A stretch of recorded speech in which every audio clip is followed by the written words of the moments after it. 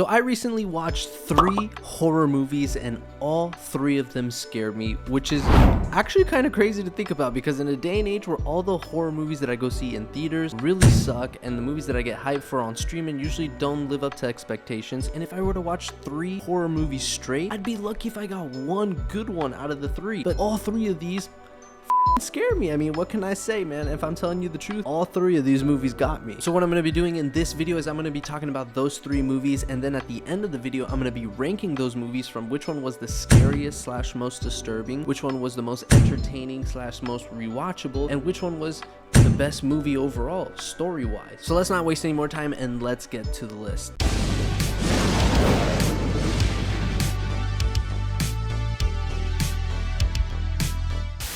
What's up, everybody? Welcome back to the channel. So today I want to talk about not just a scary movie, but one scene in particular in that scary movie that really made me jump, which is kind of crazy because I've seen a lot of stuff, but this scene really worked on me. And the movie that I'm talking about is Hell House LLC, which came out in 2015 and is a found footage movie. And you guys know me, I love horror, but furthermore, I love found footage horror. That is my favorite subcategory of horror, or subgenre if you will, and this movie just really nailed it out of the park. In my opinion, I thought it was really good. A lot of people love this movie.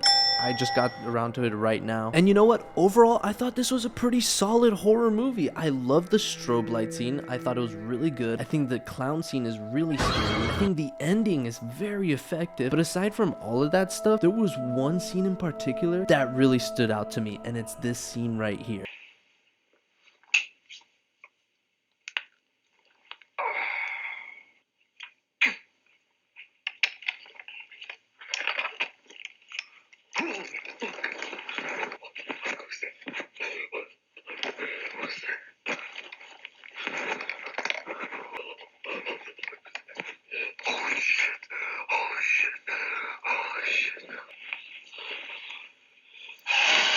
And I wanted to talk about it because I think that it was a really good build up to this scene, because before we get this scene, we do get a little teaser to it in the sense that we see the guy and then we see this like figure lurking in the background slowly creeping up on him, and that in and of itself was really creepy. I mean, just because sometimes like we're getting bombarded with jump scares, right? Very loud noises, sudden scenes, faces popping out of nowhere, but I think there is no loud sound effect, there is no pop-up, there is just a subtle slowness of darkness and evil coming, and you're just like having this anxious feeling of like, what's happening right now? And at first you think it's one of the other girls that's part of the crew from the movie that's like maybe sleepwalking, like he suggests later on in the scene.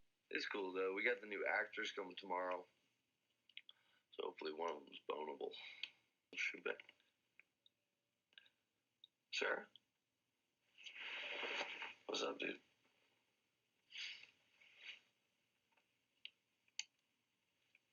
What, you sleepwalking? But deep down inside, you also get a little like feeling in your stomach like, there's something wrong. This is not that person. What the f is this? And then it walks away, and then the scene just ends. He's like, that was creepy. That is a perfect build-up because later on we get this scene, which is probably the same person, the same woman that was in that earlier scene. But when I first saw the scene, I thought it was one of the crew members, because there's a scene earlier in the movie where one of their crew members, which is a woman, is in the corner like saying diabolic language or like speaking some gibberish and just acting super creepy. So I was like, maybe she was in one of her trances, demonic trances again, and like she ended up in his room. But as soon as he wakes up and notices her, he doesn't immediately say like, oh, I forget what her name is in the movie, but like he doesn't say like, oh Sarah, what are you doing in my room? He doesn't like recognize her. So immediately a surge of panic and fear came in my body, just like, oh, this is some random bitch. Oh what the, oh, I totally thought that was one of the like persons that you knew, but apparently that's like some demon person. Like, what the hell is in the room?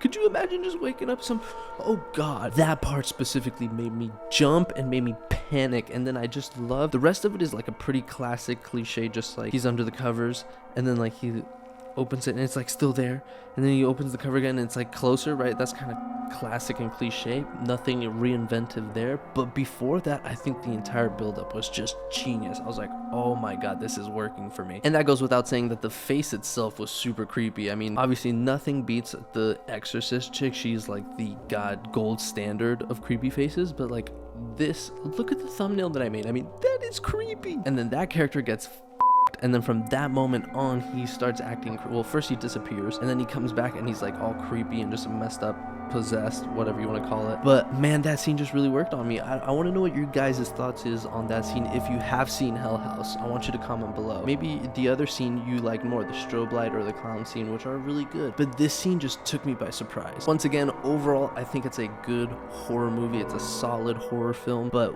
that one particular scene just stood out to me, and I just wanted to come here and talk to you guys about it. Let me know also down in the comments, because this is like a trilogy, so if you guys have seen the second and third movies, let me know if they're good, because I'm interested in watching them. I'm genuinely curious after seeing that movie. I want to see more Hell House. So let me know, if is it worth it? Should I make videos on it? Leave it all down in the comments. Give this video a thumbs up, and I will catch you guys on the next one. Number 2, Antrum, the deadliest film ever made. This movie has a great introduction, or setup I should say, because before the movie even starts, it starts as its mockumentary, so it makes it look like a documentary and all this thing is real, and they're talking about this movie called Antrum, which is the deadliest film ever made, and it's supposed to be cursed because like apparently there's people that saw it in this theater and the theater burned, and at first they think it's because like the film projector reel is like highly flammable, but they realize afterwards, like the firefighters, the police, and the investigators all come to the conclusion that the fire actually originated inside the movie theater, which that's creepy. Then right after that, there's this other incident where this guy slipped LSD into the popcorn of the people watching the movie at the theater, which already, pause. Hey, I've done LSD, but let me tell you what, bro, if you've done LSD and you watch a scary thing, bro, that thing just became 10 times more horrific, bro. It is so much more intense. I cannot even imagine. Just when they said that alone in the movie, my whole body's like, oh my god, I can imagine. Because like, if you've never done it, you don't know. It's just like, I hate it when people are like, oh, do you have kids? Well, you don't know then. Well, have you done LSD? Then you don't know then. But I could totally see that scenario playing out. Like if you were to like put LSD in someone's popcorn and they saw some creepy shit, they could flip the fuck out, especially if everyone else is on LSD, bro. That could get wild. Anyways, a riot breaks out. They all like trample over this pregnant woman and she dies. So pretty much they're just building up this movie that it's like cursed and it's deadly and people die when they watch it. Anyways, before the movie starts, they put this like big legal notice, like watch this with your discretion, and you're like, this warning, this is, if you go forth, it's on you. So I mean, what a setup. Already when I was watching the movie, when that legal notice came up, I was like, am I watching this right now? Like, goddamn. Like, I know this is fake, but like, woo, I'm in. The movie starts, and in a nutshell, I'm gonna break it down super simple. This boy gets attacked by his dog, and then the mom kills the dog and says that like he went to hell, and so he was like super traumatized. So the sister, the older sister, takes him out to the woods and like kind of plays this whole trick on him that they're going to hell to save the dog, but really she's playing a trick on him just to make him feel better about the situation, and at the end gets wild. That's like oversimplifying it a bunch, but like just to get through this, that's pretty much what it is in a nutshell. And by the way, the older sister's name is Orally, and man, I'll tell you what, I let her orally do, okay, Enzo. But this part of the movie is like actually presented as like a movie, like an actual narrative, and there's one scene that I want to point out that really freaked me out, bro. I swear, like probably the scariest part out of all three of these movies, hand to God. And that is this scene right here where there's like this demon that literally just stares at, you're literally having a staring contest with this demon at the middle of the movie. And I didn't even realize, like at first it's like, okay, this is scary, this is scary, this is scary, this is creepy, this is creepy. Okay, what the f***'s happening? What the f***'s happening? I'm gonna turn off the computer, I'm gonna turn off the computer, and then it stops, and you're like right before you like shut off the laptop, that's when the scene ends, and you're just like, god damn it.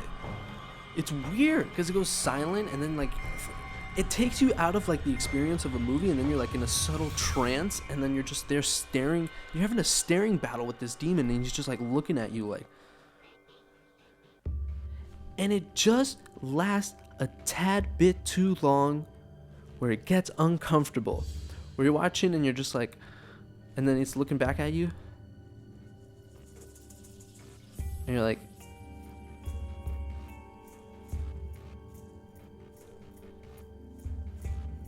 is this gonna end? this needs to stop. Hey, this is getting weird. This is uncomfortable. And then it ends and you're just like, bro, that was weird, dude. I did not like that. That was weird. That scene freaked me out, and it's gonna be a major determinant in the ending of these when I rank these movies, bro. That was weird. Anyways, the movie continues, and then we see like at the end this guy like humping this deer, and then like this guy like burning someone alive in this like weird demonic metal thing where they're like cooking pot, if you will. And this movie does a really good job at like balancing this act of like, are they actually descending into hell, or are they just in the woods and there's these weird people out there that like doing some weird, because the woods can get weird, man. That when you get deep enough in the woods, man, it can get weird, dude. And there's this other part I need to point out, because like, dude, she's a dumb blonde. I'm just being honest, dude. I'm not even trying to be mean, dude. What the this scene, the people like go to their tent and they're like in the trees hiding and they haven't noticed that they're there, and then like the kid does some dumb shit and like faces off with the guy. They shoot him. She has a gun. She literally has a gun where she can like equalize the situation, and she drops the gun, yells, runs at him, and gets shot. Don't drop the gun. Don't drop the gun. Do not drop the gun. I understand it's a movie, and then like if you don't drop the gun, we don't have a movie. I understand these things, but like, holy can you be more of a idiot in that situation? So she gets shot too, but apparently they're not like bullets, they're like tranquilizers, so they get brought to the place. He's gonna get burned, but like thankfully enough they don't go there where they like burn the kid. She actually saves him, so it's not that dark, okay? It's not that disturbing. But I like the ending of the movie because like he has like this trauma of like losing his dog, and he wants to save the dog, but he's never really gonna save the dog. But he sees this wolf that's like stuck in this bear trap, and he helps him get out of it. And then like he has this moment where he looks at the wolf, and in that moment you feel like he relieves that trauma of like he saved not a dog, but like an animal that's fluffy and 4 legs. And so in a way it was the same. You get the point. But instead of ending on a happy note, the movie ends on, you can assume that the sister shot the kid in the face. I'll leave it at that. The last movie I want to talk about is The Jester, and I'm not going to talk about this movie at length because I'm going to make a separate video on this movie, and I'm going to give you my in-depth thoughts on it. I'm going to make a video essay analyzing it and everything, so stay tuned for that. But here's what I'll say. I was pleasantly surprised by this movie because initially I wanted to hate this movie. Like, I saw the advertisement, they promoted the out of this movie. I was seeing it on Instagram and everything, and I just wasn't interested. I just genuinely, you know, sometimes like a movie is, and you're just like, I know it may be good, but like I just don't want to see it. That's how I felt about this movie. So I refused to watch it, and some time has passed since it's come out, and then like I was kind of bored, and I was like, you know what? I saw this clip on Instagram, which how crazy is it? It wasn't the trailer, it wasn't the posters that got me to invest in this movie. It was this clip on Instagram where he's like in the store, and then like he does his magic to get behind the girl. That clip alone got me interested in watching this movie. How crazy is that? As much as I hate TikTok, as much as I hate short form content, as much as I hate like attention span stuff and all, I get all that. But at the same time, there's two sides to every coin, and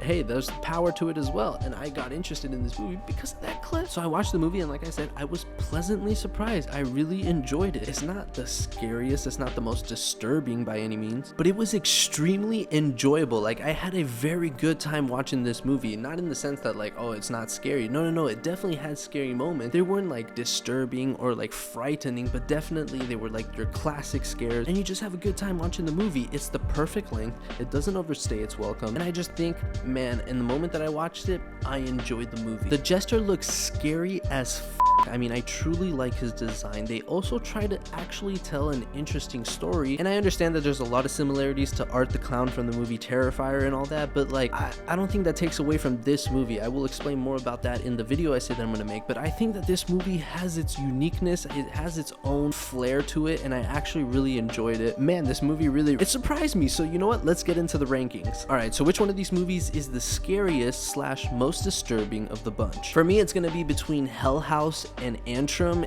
and man, it's a tough decision because they were both really creepy, but I think I'm gonna have to give the slight edge to Antrum just because that scene with the demon is really freaked me out more than anything from any of the other movies. So I'm gonna have to give the slight edge to Antrum, and it just had like an old 70s vibe that I absolutely love. I love the old look that it gave with the grainy film. There's a guy that fucks a goat. The ending is the sister killing the younger brother, shooting him in the face. So I mean, definitely it fits the criteria of most disturbing for sure. Number 2, which one is the most entertaining / most rewatchable?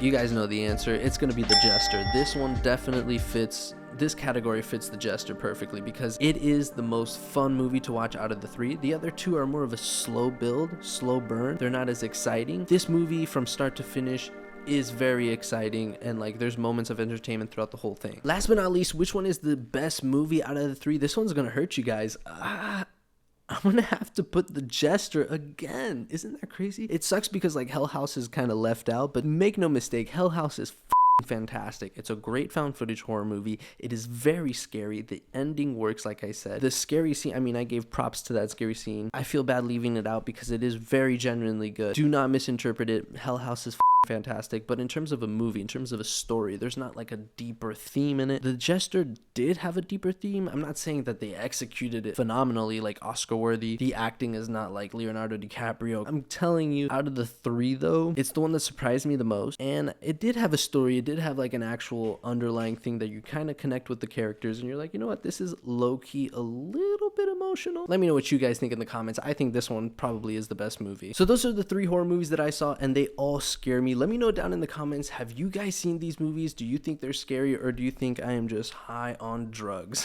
I mean, let me know. Be mean in the comments. I don't give a but give this video a thumbs up if you do enjoy these movies. Let me know what you guys think is the rankings, and as always, subscribe if you're not already, and I will catch you on the next one. Peace.